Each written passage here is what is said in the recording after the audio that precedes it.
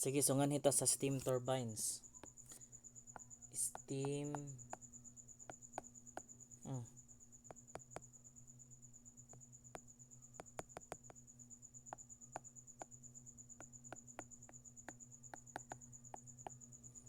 steam turbines or kanang kasagaran nga makita na to sa setup sa Rankine.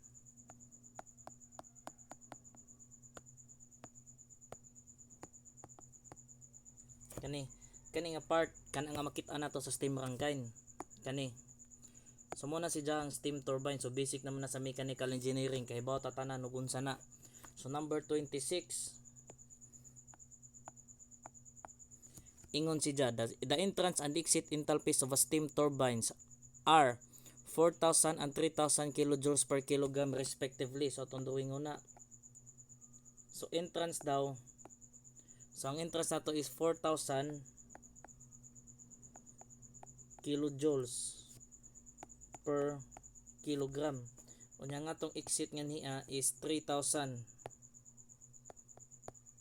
kilojoules per kilogram.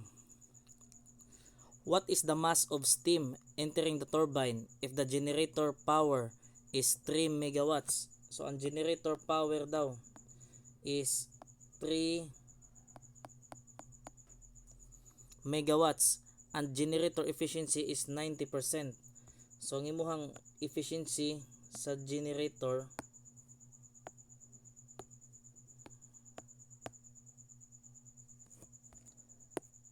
o tagatungkuhan.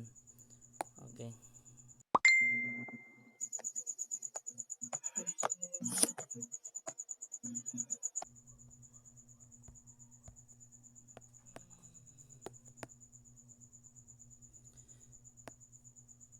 So atong efficiency sa generator is equal to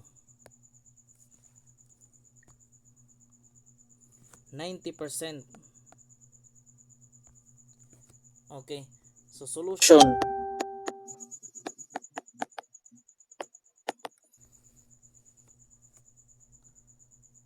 So karon kay bawo man ta nga ang naghatag og power sa ato ang generator is kanang imuhang steam. So karon ang supply power sama sa akong gidiscuss sa katong sa diesel pata katong powertrain. So ang supply power mo'y pinaka-mother nga power. Multiply na si sa tanan nga efficiencies hantod mabot ka sa pinakatumoy nga power. So ang efficiency nga gihatag is efficiency raman sa generator. So mao na si ang output po nato is ang power sa generator. So ang supply power is only M mass flow rate times enthalpies niya.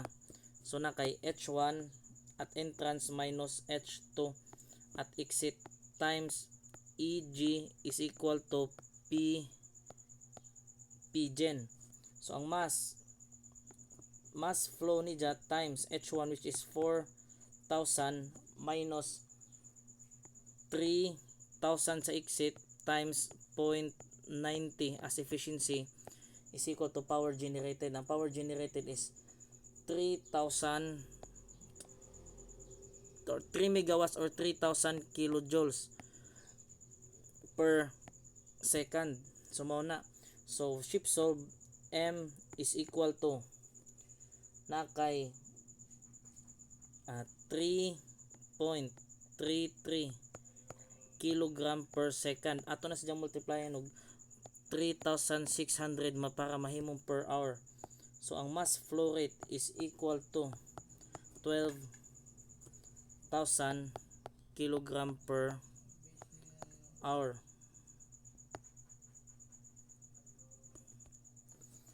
Mao na siya. So ang pinaka ace ra na na-scan nira sa panahon nga hatagan ka og mga efficiency. I-evaluate ra na nimo ang imong stylingan ang pinaka mother nga power ba, pinaka gigikanan sa power multiplyan na sa tanang efficiencies nga gigiven. So dapat katuod na mo ana sa injuhang notes asa na dapita. So nganita sa number 27.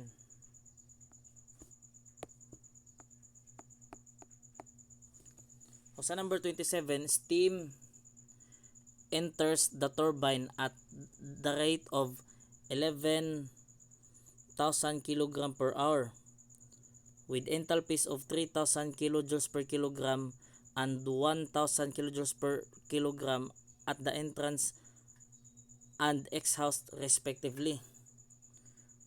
Okay, so mag-drawing ta sa atong steam turbine.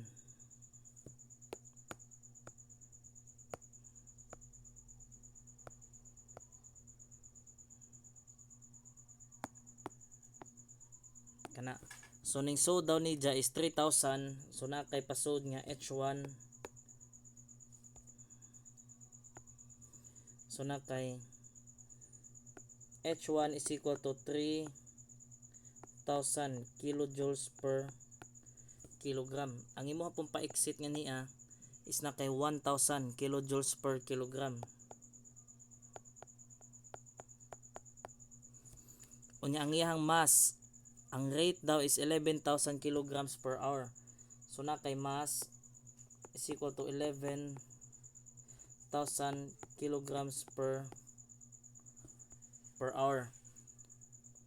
So steam is extracted from the turbine at 3,500 kg per hour for heating purposes with enthalpy of 2,700 kilojoules per kilogram. Calculate the turbine work. So gawas ana naa pa gud kay gi-extract lain. So nag-extract na pod ka diri og lain. So nag-extract daw ka og balit 3,000, mass flow rate nimo is 3,500 kilojoules kilogram per hour with an enthalpy of 2,700 kilojoules per kilogram. So ang gipangita ni dya is unsa daw ang imuhang nigawas nga work. So mao kana ang technique kay nga ni imo ka na pan-drawingon. So balik ko na to ha. Steam enters the turbine at the rate of 11,000 kilograms per hour. So mao ni sidya ang imuhang given kani nga mass. With an enthalpy of 3,000 at the entrance o 1,000 at the exit. So karon steam is extracted, nag-extract pa daw ka. So magi-extract nimo kani. Extracted from the turbine at 3,500 kilograms per hour. So mao na ang mass nga gigawas for heating purposes with an enthalpy of 2,700. So ang pangutana ni Nidja, pila daw ang turbine work. So para sa solusyon na mag-mass balance ka o mag-balancer ka sa energy Nidja. Energy in is equal to energy out.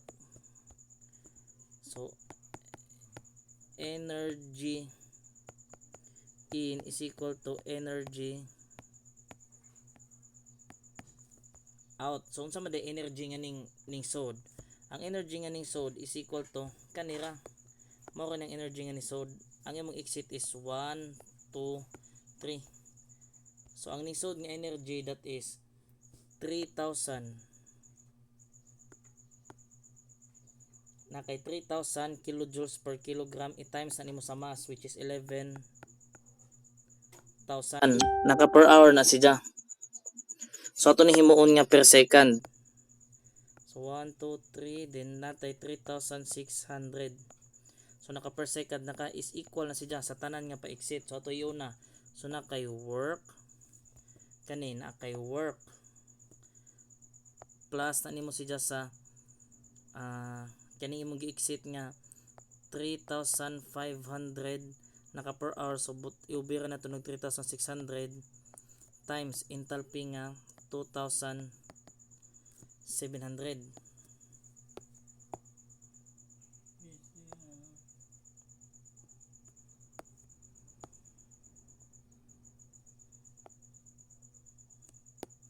So ato pa doon na siya plasan sa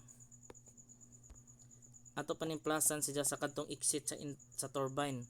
So ang exit sa turbine is 11,000. Ang mass minusan na nimo siya sa 3,500.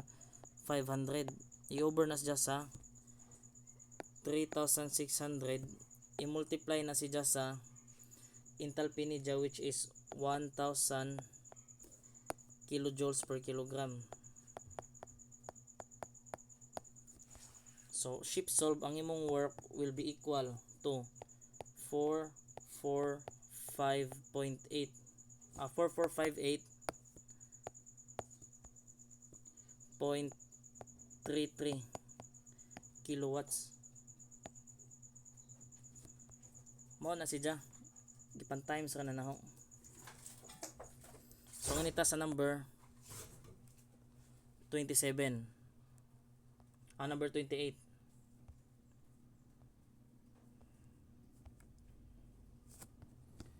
So para sa number 28, so 28, a 6 megawatt steam generator, 6 megawatt steam generator power plant has a full load steam rate of 8 kilograms per kilowatt hour.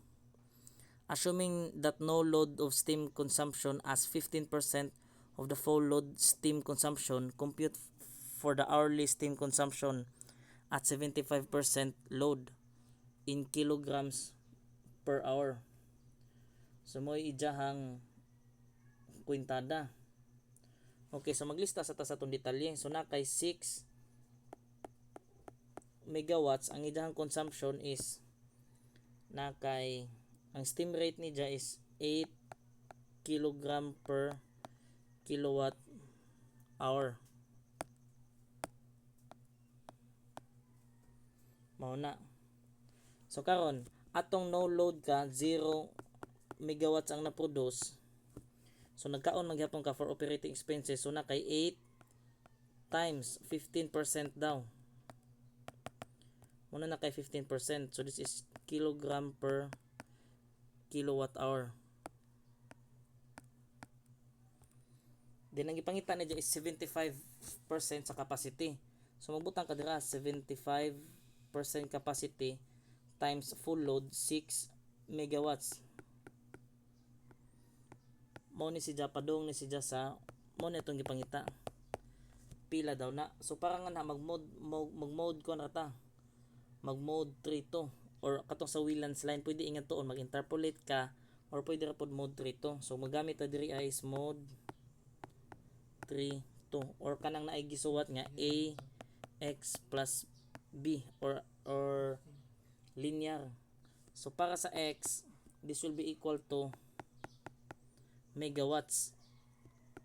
Then para sa imong y, this is your kilogram per hour. Mo ni mga kilogram per hour. So bantayan nato diri ang atong unit. So ang atong unit nga niya kilogram per hour man, consumption man natong gipangita. So kung imo ni kwentahon ni, this will be equal to ang unit ani is naa ra siya sa kilogram per hour per kilowatts. So mo ni siya. So ato pa ning times sa kilowatts, pila ka kilowatt ni siya para makuha nato ning kilogram per hour. Mao may atong gibutangan niya. So itong buhaton diri so na kay 6. Ang imo ibutang diri that is 8 times 6,000 kay per kilowatt man. Amo na jag ingani ba? So na kay kilogram per hour per kilowatt. Mo nang times ang panin nato ni si og 6,000 or 6 megawatts. Cancel. Mo na si ibutang nimo sa kalkyo. So karon na kay 0 at 0 so na kay 0.15. O i-multiply na nimo siya sa 8. So na napod kay times 6,000.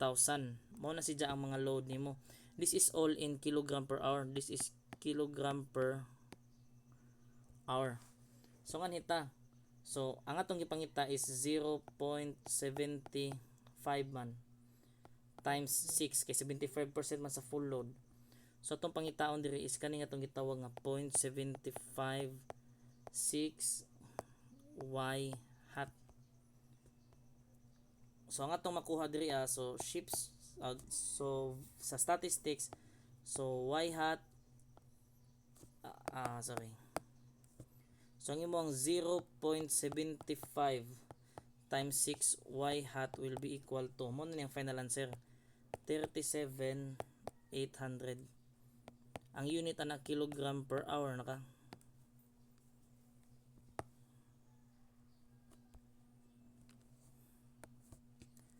So ang atong answer is letter A, 30,800. Okay?